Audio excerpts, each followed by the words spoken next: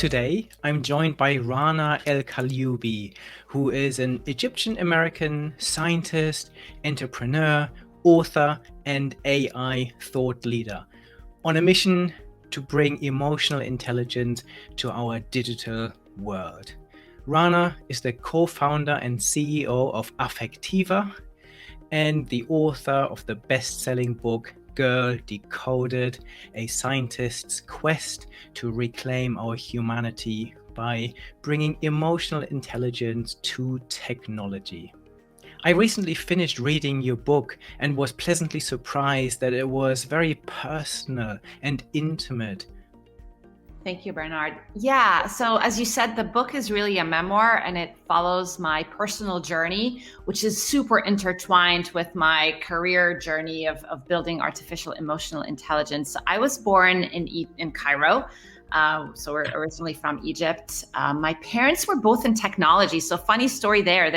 My dad in the 70s taught COBOL, which is an obsolete programming language. And my mom must have been one of the very first female programmers because she signed up to take his class and they met and essentially got married and moved to the Middle East, like around the Middle East. So we were first in Kuwait. We were there until the first Gulf War when we were uprooted from our life in Kuwait and moved to Abu Dhabi. So I grew up in a household where both my parents were pretty strict, I would say, but also really supportive in terms of our education. We were always surrounded by the latest and greatest technologies. I remember the first time my dad brought an Atari gaming console. I don't know if anybody recognizes that, if anybody who's joining, but we used to play Space Invaders. I have two younger sisters, and my memories of all these games was how technology brought us together as a family. And that's really been a common thread throughout my career. Like, how does technology help people connect and communicate with one another? And how can we always push the boundaries of what's possible with technology? I studied computer science as an undergrad at the American University in Cairo, liberal arts school in Egypt and actually around the Middle East, and was very determined to, again, explore this touch point between humans and machines. Like, what can it look like? What is it gonna look like? And I wanted to play a part in shaping it. I was dead set on becoming faculty. So my career plan was, okay, go abroad, get a PhD, come back to Egypt and become faculty at AUC. And I got to Cambridge University for my PhD, which was very focused on computer vision and machine learning and building an emotionally intelligent machine. I'm sure we're going to talk about what that means. But I got to Cambridge, and I think what happened is I outgrew my dreams. I wanted to do more, right? I still really wanted to be involved in academia, but from Cambridge, I went to MIT, and at MIT, I recognized that there was a huge commercial opportunity for this technology and lots of industries where you can apply it. And so that was the pivot point when I switched from academia to industry. And I don't know if you saw that in the news last week. Affectiva just got acquired. So it's been quite a journey. Yeah, exciting times. We will definitely come onto that later. So you are passionate about emotional AI. So where did this come from, do you think? And why and how did you develop this passion? Yeah, I would say I've always been like super interested. So as it turns out, if you break down how people connect and communicate, only 10% is in the actual choice of words we use. 90% is nonverbal, and it's split almost equally between your facial expressions, your hand and body posture, and your vocal intonation, like how much energy is in your voice. So I've been really always interested in that 90% of nonverbal communication, right? This parallel universe of how we connect and build empathy and trust and loyalty. And I just realized that when we live in the digital universe, often these nonverbal signals disappear in cyberspace. And my big aha moment was when I first moved to Cambridge. That was my first experience living away from home. And I got to Cambridge and I realized I was like spending so much time in front of my computer, yet this computer had no clue how I was feeling. And I think even worse, it was the main mode of communication. It was the main tool I used to connect and communicate with my family back home. And I just felt all of this richness of a face-to-face connection was lost. I call it lost in cyberspace, right? And that got me asking, like, ooh, what if technology could identify human emotions just like my mom could, right? Like, I can call my mom from thousands and thousands of miles away, and I'll say hello, and she's like, what's wrong with you? Like, what's wrong? Like, right, she'll tap into these really nuanced signals, and I wanted the computer to do the same. So what are some of your favorite use cases, or where did you think actually this is the area where we could really do with more emotionally intelligent computers? So our very first kind of use case or application we explored, which was the project that brought me over to MIT, was recognizing that individuals on the autism spectrum really struggle with understanding these signals, right? So much so that they often don't even look at the face. They will avert the face and face contact altogether because it's so overwhelming. So what we did at MIT, and this was back in 2006, we built like a Google Glass-like device, literally like a set of glasses with a little camera. And we hacked the whole thing, and we had it connect to a little computer that would in real time give the kid some feedback on the persons they're interacting with. So it would say, if I were wearing the glasses, and it would say, oh, Bernard's nodding his head, or Bernard looks really, really bored, like change it up a little bit. And we found that with this real-time feedback, the kids were really improving. Like, we could see that they were doing a lot more face contact and eye contact, and they loved using the device. So that was the very first application where I think we realized that this isn't just about improving human-machine interfaces. This can fundamentally help people with their emotional intelligence and their social skills. And I would say, if you broaden this a little bit more, there's a lot of applications in the mental health space. We know that there are facial and vocal biomarkers of depression, anxiety, stress.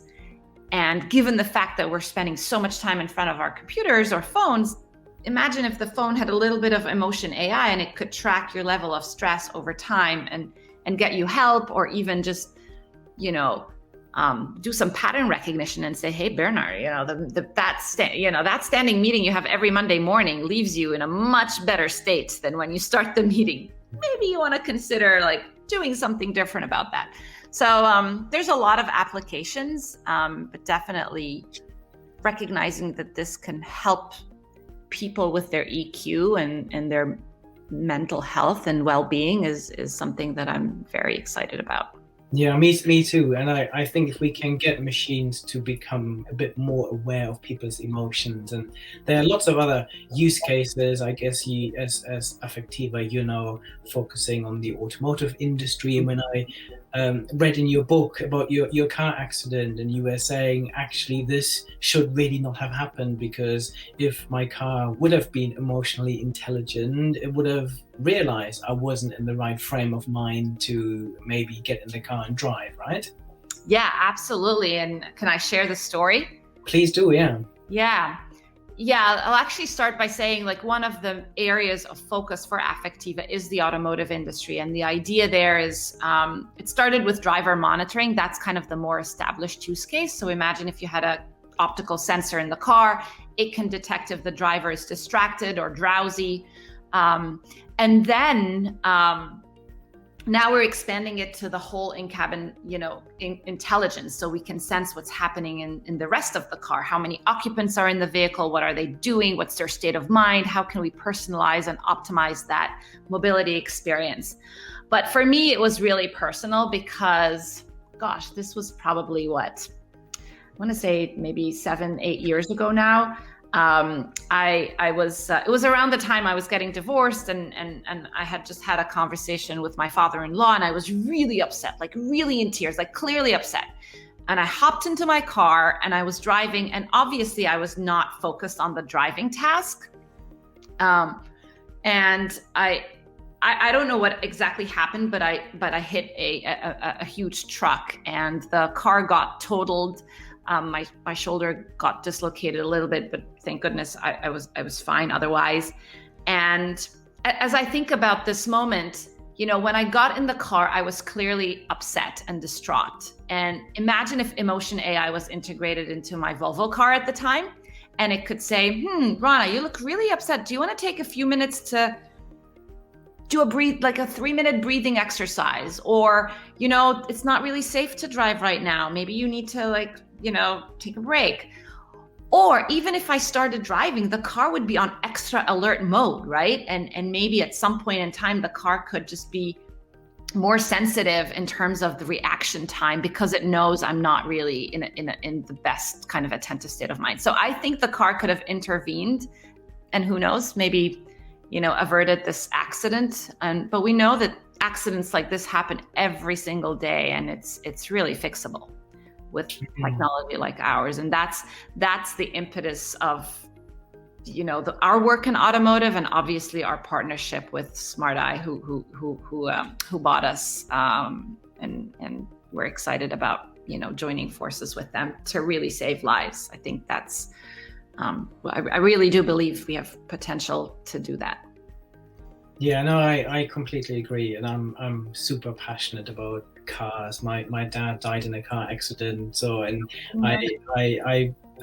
always aware that actually nowadays machines can drive better than we can in many situations, and hopefully this relationship between machines and people can be improved if they can read our emotions. There are also downsides, I guess, because I guess if machines can really understand our emotions, they can also detect when someone might not be telling the truth, which can be used for good and for bad. I know that Affectiva is very passionate about not working with organizations that might be able to exploit this technology. Do you want to talk about some of the risks you see around this technology and where you don't want to see it applied?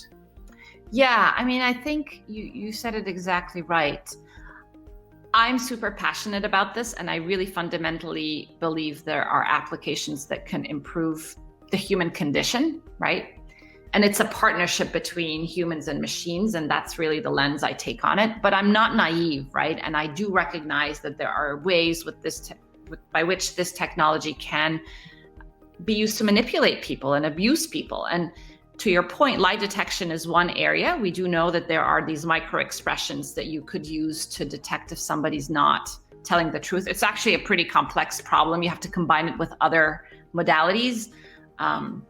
But that's one potential use case. Surveillance and security is another one where you could use the technology without people knowing and detect their emotions and then use it to discriminate against subpopulations.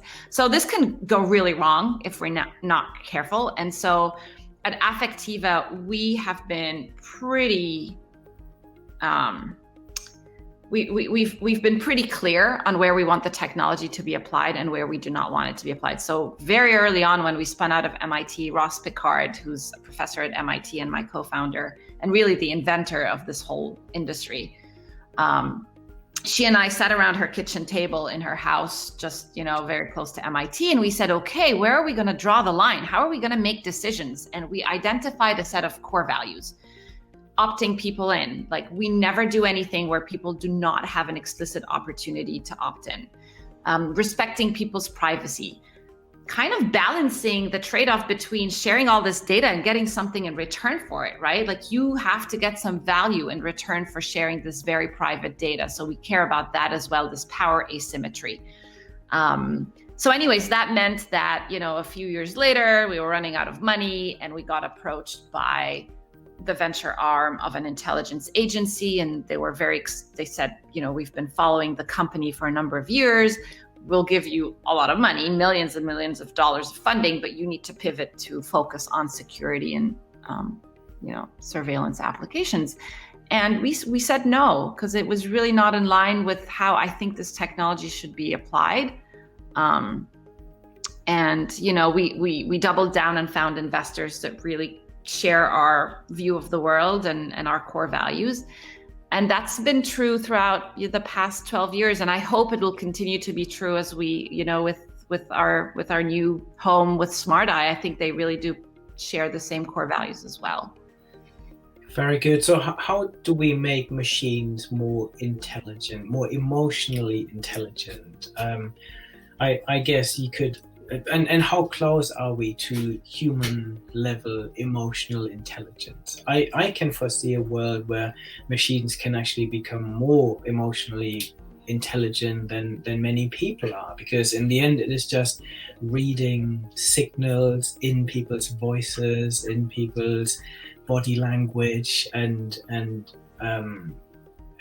there, as you said, there's some people that struggle with this. Some people are very good at reading emotions and understanding their own emotions, and other people are not. So how does it work, and how close are we to human level EQ in machines? So I will say we're not very close to human level EQ. I liken it very much to a toddler, right? Like, it's the very early days of building this technology. It's very young. I don't know if we will ever reach the point where it's on par with human level EQ. But to me, again, it augments, so when you're online, I'm pretty sure, I don't think anybody's really measured it, but I'm pretty sure your EQ drops by like 10 points or something, right? Because when we are online, we don't have the same opportunity to really connect, really empathize with others. I mean, look at social media platforms, right? Totally dehumanizing and polarizing all of us.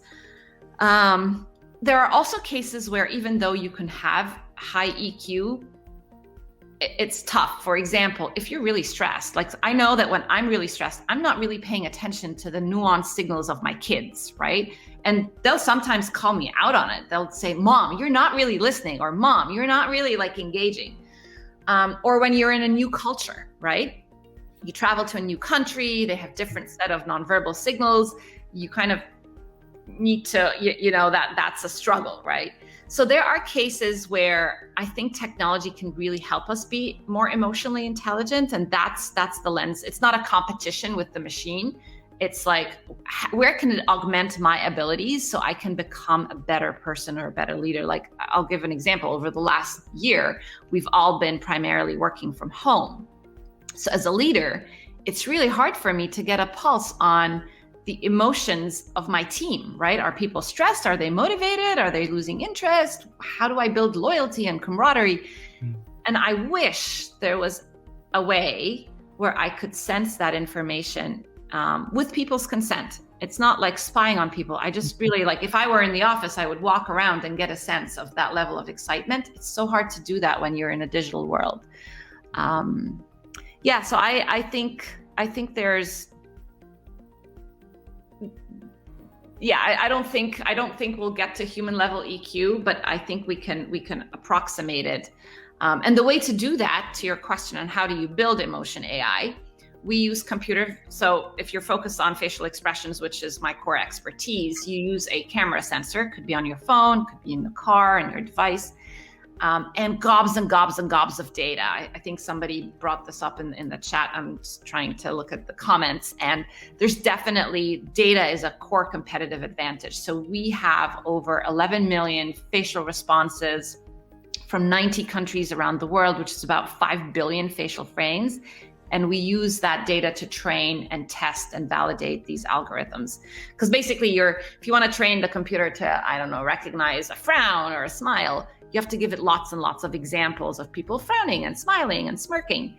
And the more diverse the data, the more robust and accurate the algorithm's going to be.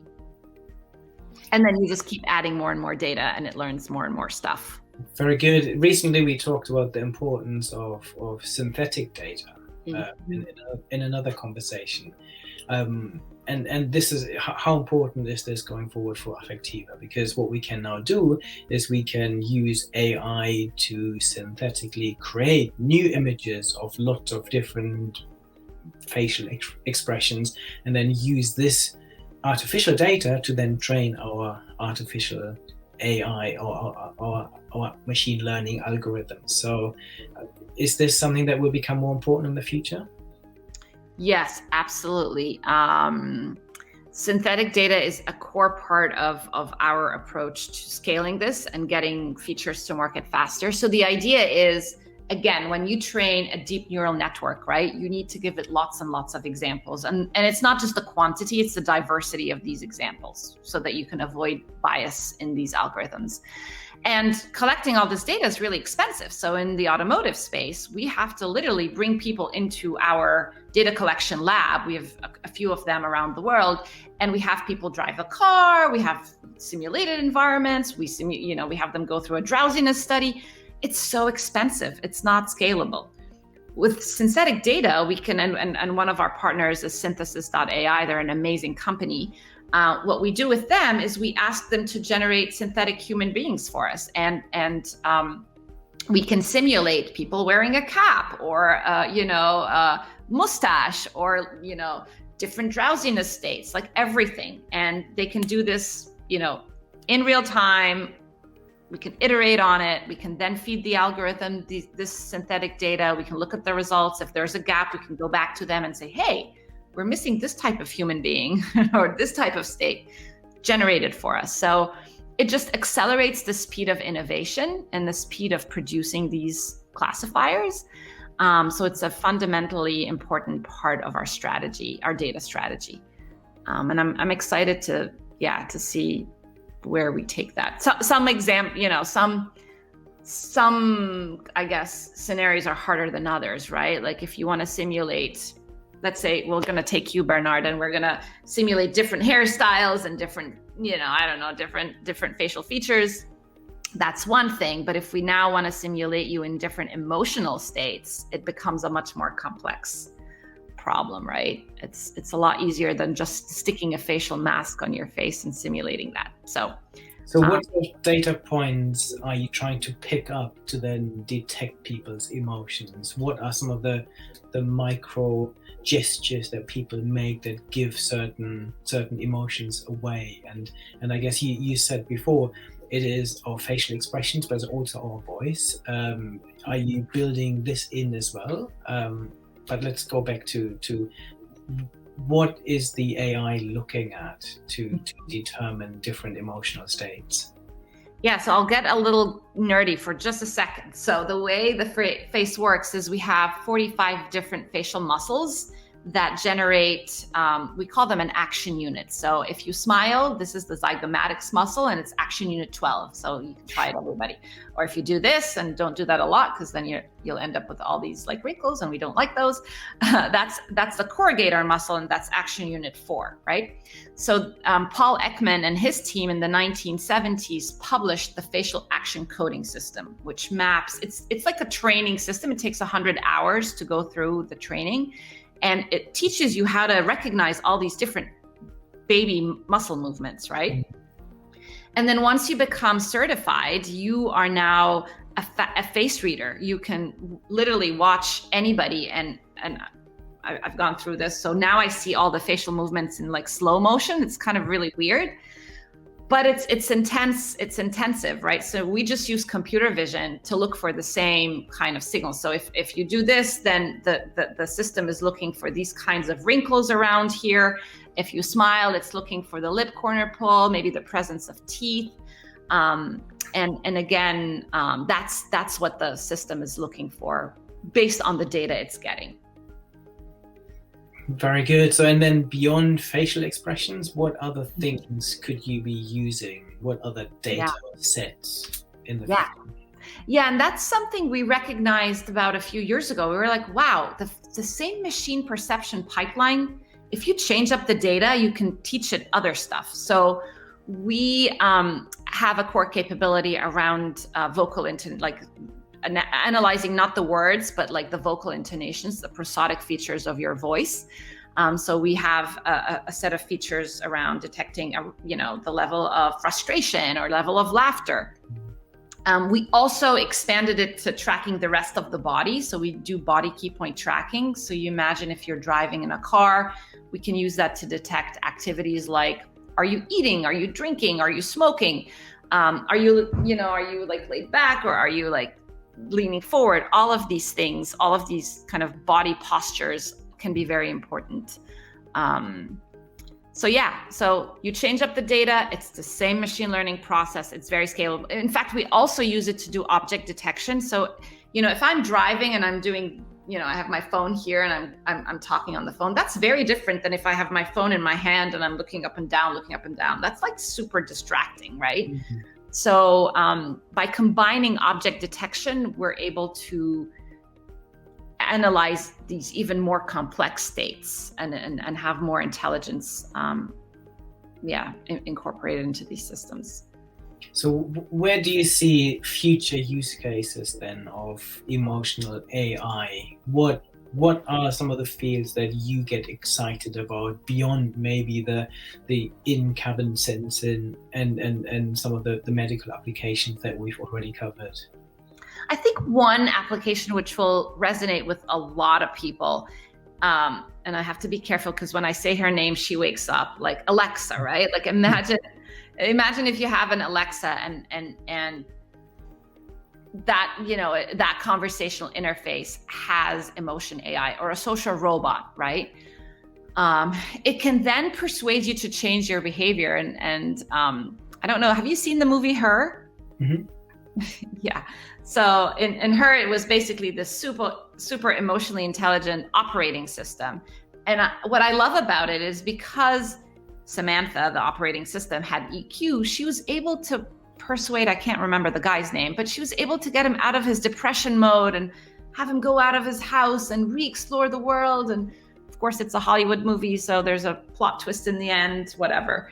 But I do think these devices with emotion AI can become a lot more, they can motivate behavior change, whether you become a healthier human being or you sleep better or you eat better or exercise more or become more empathetic. I really, so my favorite example is, imagine if my fridge right here had a mood, a mood chip, and it could detect that I'm binge eating because I'm stressed, because I was going through this acquisition. And it would say, nope, you've had 5 tubs of Ben and Jerry's already. I'm not letting you have more. And it would just lock itself. So. Yeah, that's great. And I guess scary at the same time, because you don't want computers to completely take over your life. But getting this balance right, I think, is really key.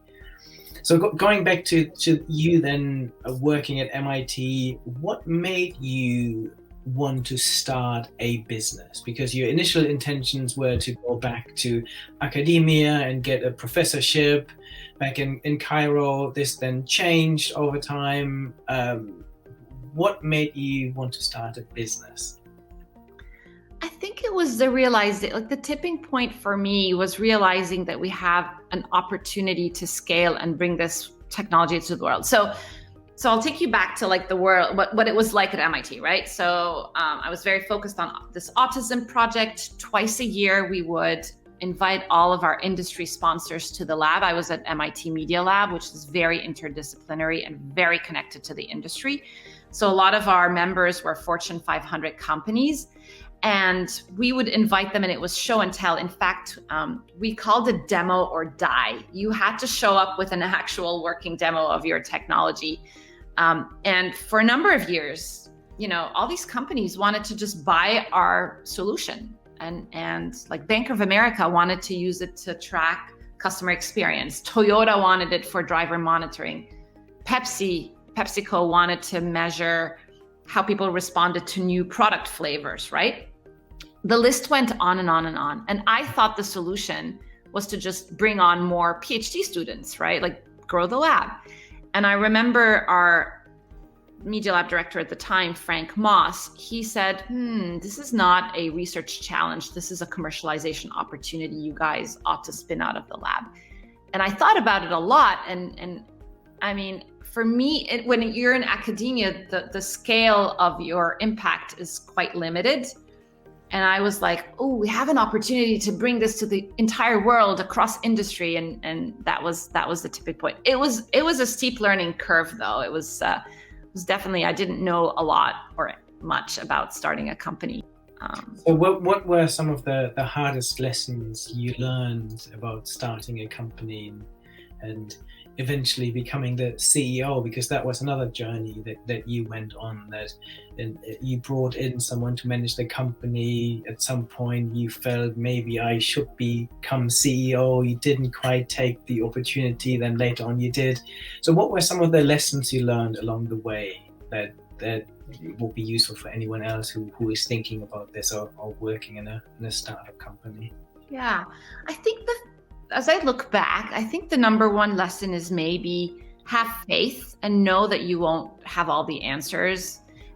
I like to think of it as embarking on an adventure or a journey without really knowing what the outcome's going to be. And I think you have to have this open-mindedness about not attaching to one particular outcome, right? And just knowing that, having faith and conviction to bring this to the market, whatever shape or form that takes. So I think that's lesson number one. Lesson number two is definitely not to be your own biggest obstacle. And that goes back to you're referencing the story of my becoming CEO. So when we started out of MIT, my co-founder and I, so Roz, my co-founder, stayed at MIT. She's a professor there and she's tenured, and it was never the plan for her to kind of take an operational role at the company. But I left MIT and I became the chief technology officer. And we hired a CEO to run the company. And then he left in 2013, he moved on. And the board said, okay, who's going to be the next CEO? Maybe Rana should be. And I went back home and I literally, like the narrative in my head was like, oh my God, I've never been CEO before. I don't want to fail. Like, I can't do this. And I went back the next day and I was like, you know what? I can't do this. Now, at the same time, our head of sales, who had only been with the company for maybe a year to a year and a half, and he had also never been CEO. He was like, I'll be the CEO. And so he took the job and he became our CEO until 2015. I was flying back after my TED Talk, and I was like, I wonder what the actual job description of a CEO is. And I Googled it and I started a bulleted list. And as I was typing it, I was like, I'm kind of doing this. I was raising money for the company. I was the face of the company in the tech category. I was very deeply intertwined with the product and R&D. And to me, I had to convince myself first. Like, I was my biggest kind of critique. And once I convinced myself, I went to him, and then we both took it obviously I had to iterate with him a little bit. And then we took it to the board for a vote, and it was a unanimous vote. And I became CEO in 2016. So yeah, I guess my biggest advice to everybody who's listening in, don't be your own biggest obstacle. Don't be, challenge that voice in your head that says, oh, you cannot do that, or you'll never be able to succeed in this or that. Yeah, that's wonderful advice, I think. So most recently, Affectiva was acquired by SmartEye, a Swedish-based company that focus on eye tracking technology. Was this always the plan? What was the long-term vision for you for Affectiva? Was it always to be acquired? Is this the right match? I guess the focus will be more on the automotive space at the moment, which has been for Affectiva. Do you see this as a potential limitation? Do you see this as an opportunity for the business? And then your role in the future will be deputy CEO along Martin Kranz, who is the CEO of SmartEye. So what are your views on all of that? Was the plan? It just occurred to me, we should probably bring Martin to you. I think that would be a fun conversation. Okay, lots of questions in this particular.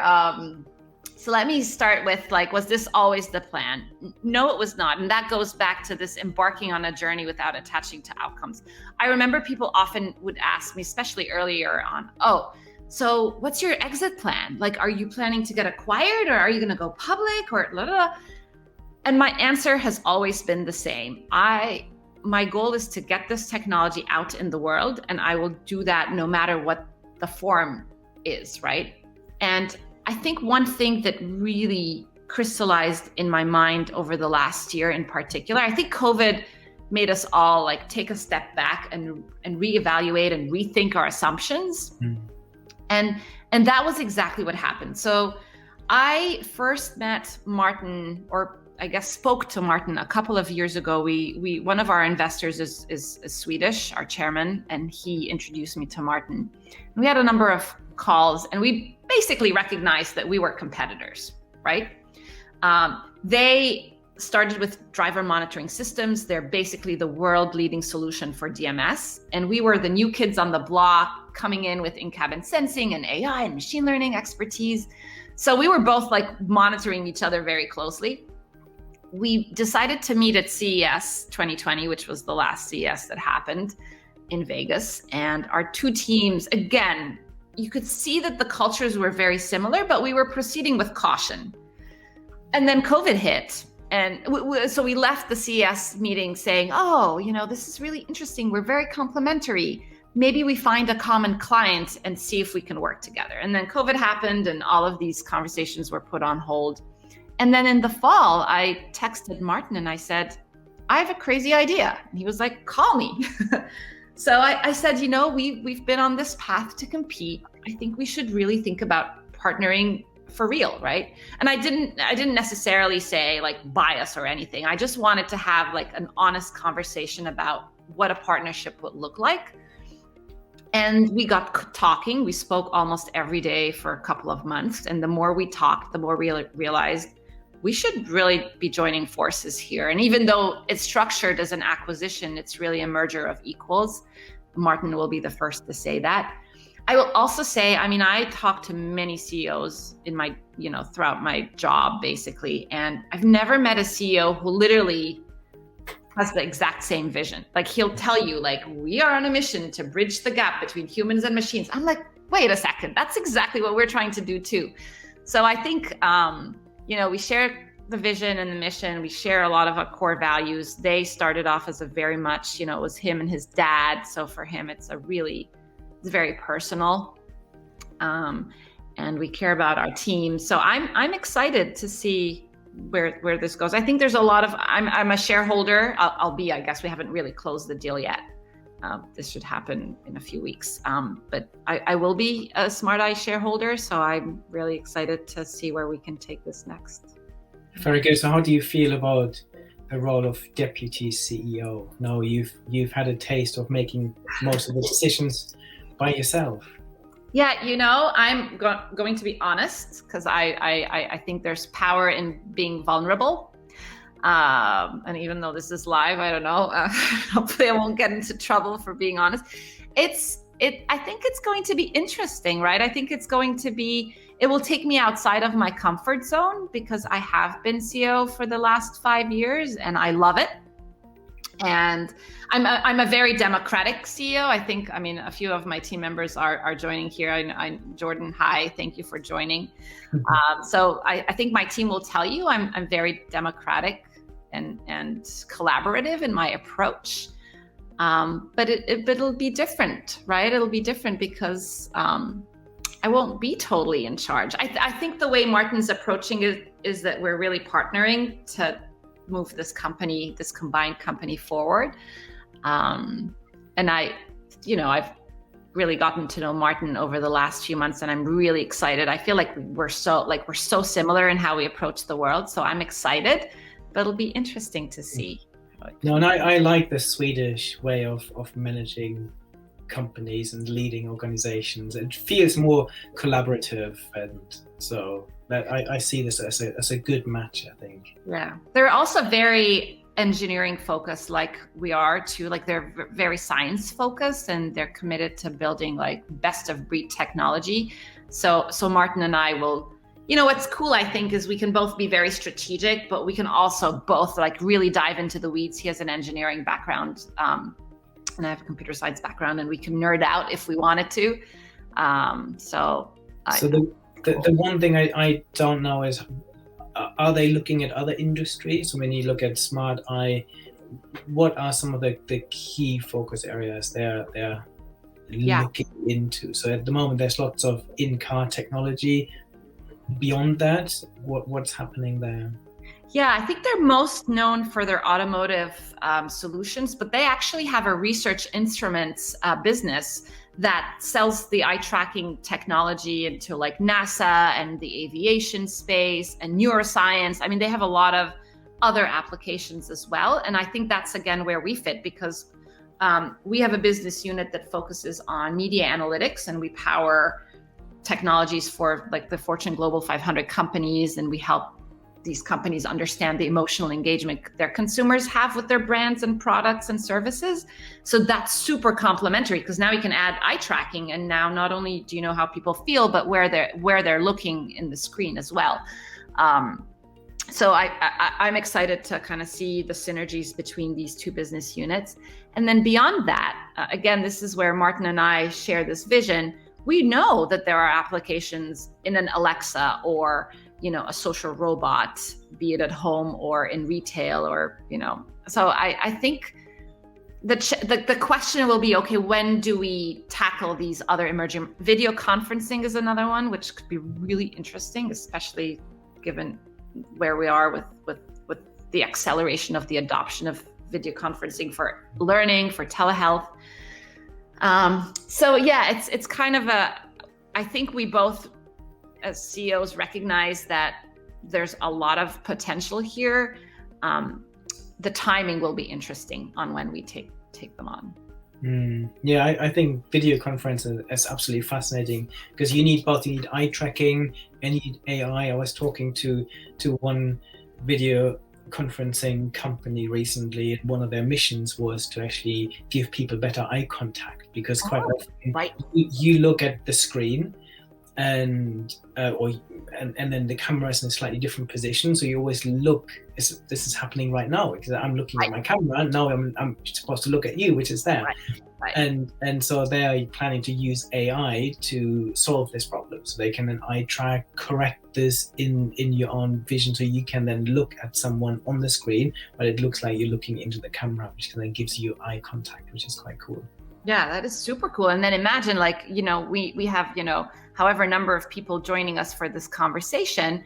Imagine if, without asking people to turn their cameras on, but giving the algorithm access to the camera, you and I could see an aggregated curve of people's emotional engagement. And when we say something funny, you see the curve go up because people are laughing. I think that would be like super awesome. Absolutely. And I think virtual reality is another area where eye tracking is so super important, and where emotional AI can play a massive role too. So what are your future predictions then when it comes to emotional AI? If you would say these are the things I want to see happening over the next 10 years, what would you put on that list? I really want to see emotion AI. I mean, I really do believe this will become a de facto human-machine interface. So it'll be kind of integrated in a lot of our everyday devices.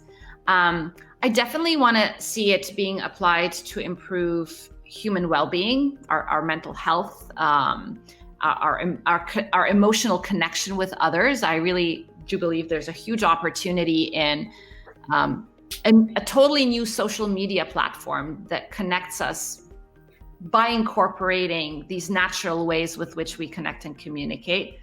I think there are applications in dating apps, for example. I really do think across the board, you can take every sector or industry and you could imagine or reimagine what it would look like with this kind of human perception AI, which is the broader category.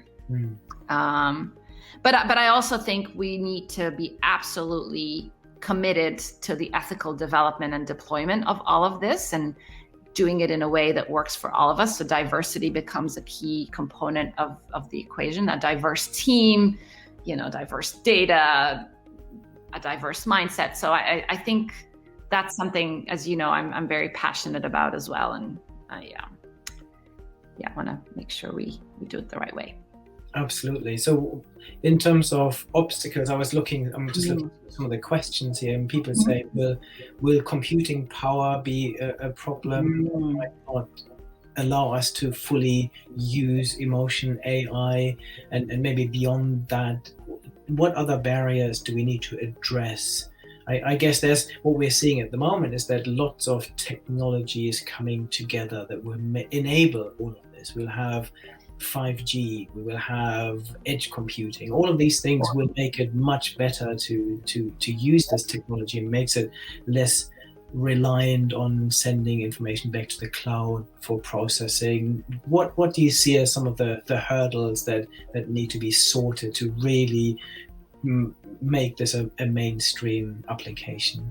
So I love this question, because one of the things that I've been really toying with, and I'll say it first here, Bernard, is I'm really thinking about potentially joining or starting an AI fund. And emotion AI or human perception AI would be a core component of it. But all of these other things you mentioned, like edge computing, right? The hardware chips that can allow you to do this in real time with minimal computing power, data synthesis, like all of the machine learning ops, right? Like how do you streamline the whole process so you can iterate faster? All of these components I see as core enabling factors that allow us to bring this technology to market sooner. And I'm I'm just excited to partner with and help companies on the around kind of the center of human perception AI, make this happen. And so I think that's something that I've been toying around. I need to close the deal and do the transition. And I'm already helping a lot of startups anyways, but it's something that I've been really thinking about. Very good.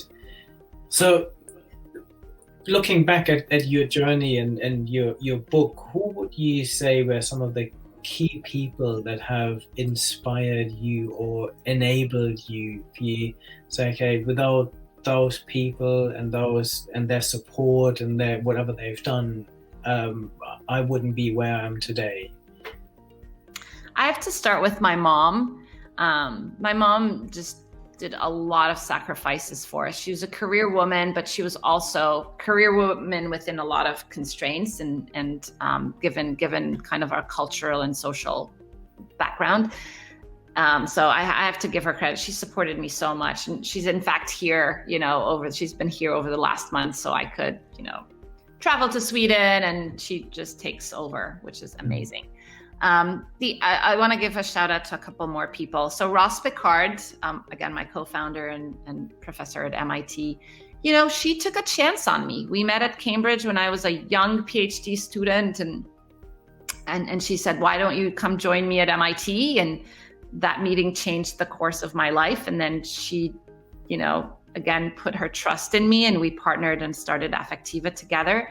So I she's a role model, she's a mentor. I've learned a lot of things from her, primarily do not take no for an answer and persevere. So thank you, Roz, if you're listening in.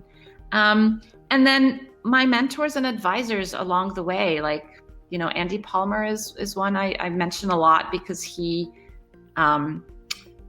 always gave me brutally honest feedback, and he was always just there for me with advice and support. And a couple of people planted the seed of, you should really be CEO, right? And they kind of nudged me. And that's what you want from a mentor and an advisor, somebody who can be your cheerleader and push you outside of your comfort zone. And they've certainly done that. And Eric, I see you joining in too. Thank you for being an awesome friend and supporter. Wonderful. So if you said, this is where I would like to be in 10 years time, have you got any plans or any things that you would like to put on your list that you would like to achieve or tackle over the next decade? Okay, can I be funny first? Please.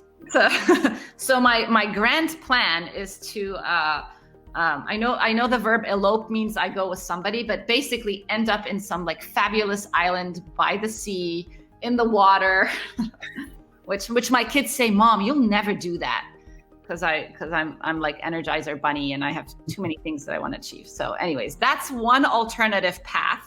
The more practical path, I don't know. I have a lot of things I want to do. As I said, like this idea of a fund that supports, young entrepreneurs on their journeys, drawing from my own personal experiences. I really want to pay it forward. So I feel like that's one way to do it. I'm super committed to ethical AI and diversity and equity and inclusion. It's something I care deeply about. So I want to be spending a lot of time in that. I really believe representation matters. I see in the text, Mark says, please take this as a compliment, as it is a tendency. You don't sound like a typical CEO. I think we need more versions of what a CEO could look like, or a tech person, or a woman in tech. So I think I would like to think that when people look at me who look like me and say, ooh, like, oh, she was a tech CEO, maybe I can be one too. So I want to spend more time maybe with the book, turning it into a movie or a series, and hopefully changing what people think of when they think, oh, Egyptian Muslim woman, right? Egyptian American Muslim woman in tech. And then they see me and it's like, whoa, we didn't think that's possible.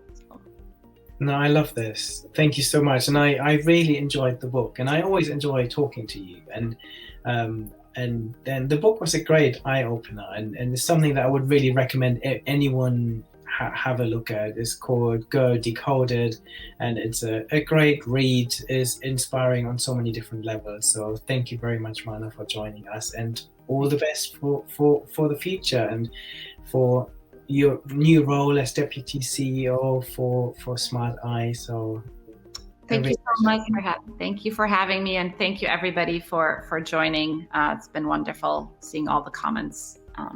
Hopefully exactly. And anyone listening, please let us know what you think of this session. Share your views. We are always interested. Thank you.